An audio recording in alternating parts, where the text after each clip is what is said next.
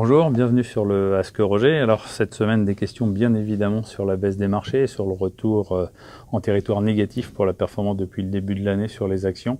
Et ça, c'est un peu sur toutes les zones. Alors les explications, je crois que tout le monde les connaît.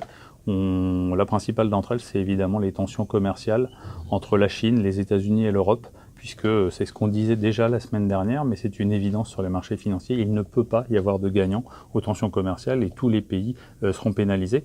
En particulier, on le voit sur la performance boursière, en particulier les émergents, qui souffriraient particulièrement de ce type de mesures et qui ont pas mal reculé.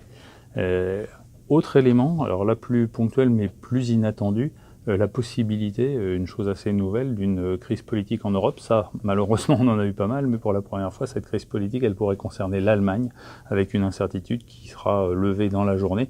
Mais il est évident que l'Europe n'a absolument pas besoin d'une instabilité en Allemagne qui créerait une augmentation de la prime de risque. C'est pas tant une inquiétude à long terme sur la situation, c'est plus une instabilité qui augmenterait, et par là, le niveau de risque est bien évidemment un élément négatif sur les marchés actions. Donc toujours la même recommandation, on va dire à court terme, une certaine prudence et toujours se tenir prêt évidemment à saisir des opportunités sur les marchés si la consolidation devait un peu se faire plus forte.